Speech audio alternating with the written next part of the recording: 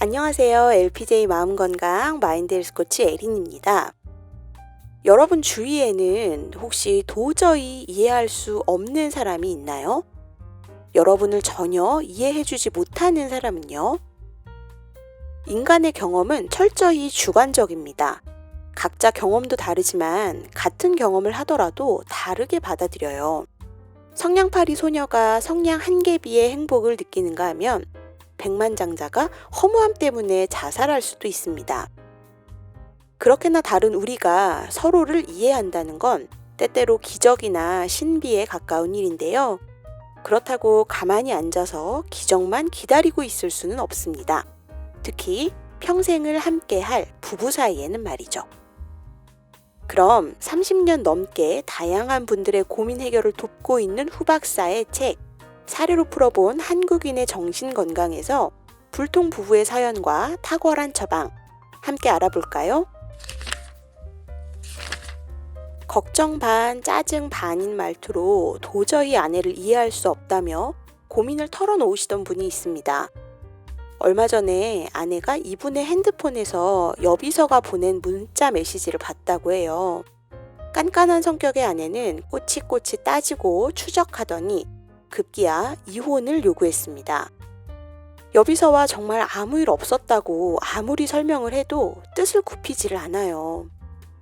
사실 아내가 왜 그러는지 짐작은 됩니다. 10년 전에 아내의 친구와 바람을 피우다 들킨 적이 있거든요. 그때 아내의 친구와 함께 무릎까지 꿇고 용서를 빌어서 가까스로 위기를 넘겼습니다. 하지만 그 후로는 아무 문제 없었거든요. 교사인 아내는 아내대로 두 딸을 잘 키우고 살림도 잘했고요. 이분은 이분대로 열심히 돈을 벌면서 아내와 두 딸에게 잘 해왔다고 합니다. 물론 사회생활을 열심히 하다 보니 아주 가정적이진 못했지만요. 그런데 이번에 문자 메시지를 본 이후로 아내는 대화도 않으려고 하고 막무가내로 이혼만 요구하고 있습니다. 너무 계속 그러니까 욱하는 마음에 그냥 확 이혼해버릴까 싶기도 한데요. 하지만 아내를 좋아하고 잘 해결하고 싶은 마음이 더 큽니다. 10년 전과 다르게 이번 일은 누가 잘못한 것도 아닌 것 같은데 도무지 말이 통하지 않는 이 상황. 어떻게 해야 할까요? 인간의 뇌 기능은 불완전합니다. 1초에 200만 바이트라는 수많은 정보에 노출되지만 이 중에 뇌신경에서 처리되는 건 134바이트 뿐이에요. 그러다 보니 생략하고 왜곡하고 일반화해서 외부 정보를 받아들입니다. 경험을 있는 그대로 저장하지 않고 중요한 단서 중심으로 압축해서 저장하죠. 나중에 기억을 떠올릴 때도 실제 그대로 복원하는 게 아니라 자신도 모르게 조작을 합니다. 또 인간의 뇌는 자극에 모호하게 반응하는데요. 외부 자극보다 내부 자극에 더 영향을 받습니다. 즉, 색안경을 끼고 세상을 보기 때문에 같은 경험을 해도 관점에 따라 다르게 받아들인다는 거죠. 자신의 가치관과 일치하는 정보만 받아들이고 일치하지 않는 정보는 무시해버리고 맙니다. 모호한 경험은 자신에게 유리하게 해석하고 유리한 것만 받아들이고 불리한 것은 무시하죠. 그래서 내가 하면 로맨스, 남이 하면 불륜이라는 말도 있는 것 아니겠어요?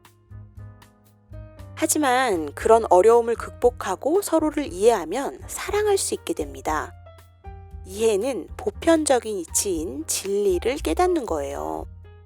공자는 인간의 보편성으로 인을 강조했는데 인은 상대를 불쌍히 여기는 마음에서 나오는 인간다움의 실천입니다. 석가는 불변의 이치로 무명을 강조했는데 무명은 집착 때문에 진리를 깨닫지 못하는 마음의 상태를 뜻해요. 모든 번뇌의 근원은 무명이고 진리가 우리를 자유롭게 한다는 말을 남겼습니다. 이해는 진실을 받아들이는 것이기도 해요. 진실은 사람마다 처지마다 달라서 내게 진실이 남에게는 아닐 수도 있고 남에게 진실이 내게는 아닐 수도 있습니다. 그렇게 다른 사람을 이해하면 비로소 소통할 수 있게 되는데요. 소통은 정신적으로 통하는 것, 머리와 머리가 일치하는 거예요. 내 생각이 맞지 않을 수 있기 때문에 꼭 그렇지는 않을 수도 있다는 것임을 받아들여야 합니다. 남의 생각이 맞을 수 있기 때문에 그럴 수도 있다고 받아들여야 해요. 또 소통은 정서적으로 통하는 것, 가슴과 가슴이 일치하는 것입니다. 다시 말하면 공감, 즉 느낌을 나누고 함께 경험하는 것, 순간순간 남의 마음이 되는 거예요. 공자는 자신이 원하지 않는 것을 남에게 시키지 말라고, 예수는 남에게 대접받고 싶은 대로 대접하라고 가르쳤습니다. 그렇다면 후 박사가 전하는 탁월한 처방, 알아봐야겠죠? 첫째, 중재자가 필요합니다. 둘은 위기를 겪고 있어요. 당면한 문제만 있는 게 아니라 해결되지 않은 과거 문제가 함께 얽혀 있습니다. 믿음이 깨졌고 희망이 보이지 않고 있죠. 서로 자신에게 유리한 사건만 기억하고 유리한 이야기만 합니다. 하지만 아내가 막무가내로 이혼을 요구하는 게 진심은 아닐 수도 있다는 것. 어떻게든 해결해 보려는 노력일지도 모릅니다. 다만 둘 다 화가 난 상태라는 것이 문제는 아닐까요? 아내는 대화를 안 하려고 하고 남편은 피하려고 합니다.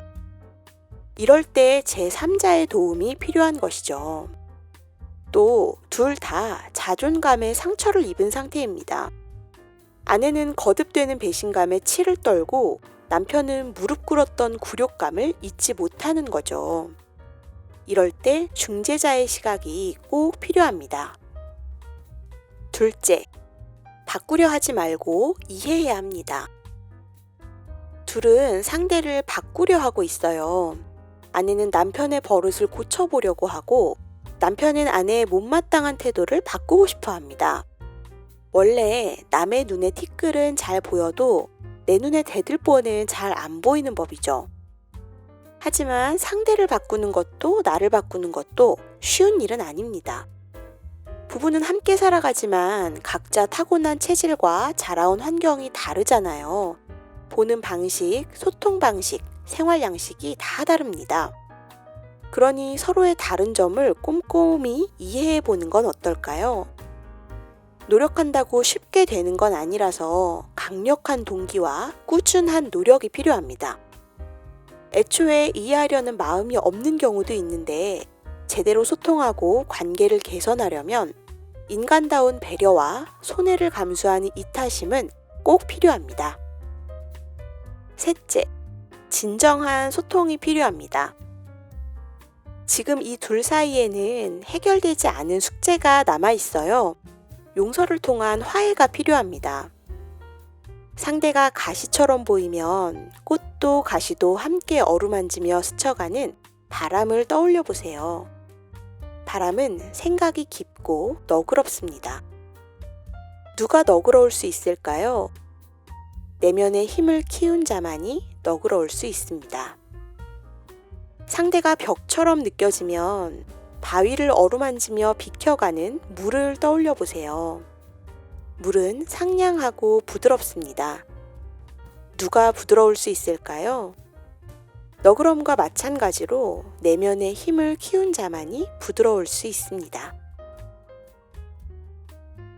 모든 것을 이해하는 사람이 과연 있을까요?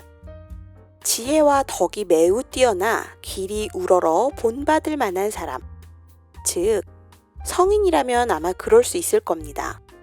성인의 성이라는 한자는 귀이, 입구, 빼어날 정으로 구성되어 있죠. 성인이란 곧 남의 말을 잘 듣고 거기에 잘 반응하는 밝고 분명한 사람입니다. 공감의 신이자 소통의 달인이라고도 할 수 있겠네요.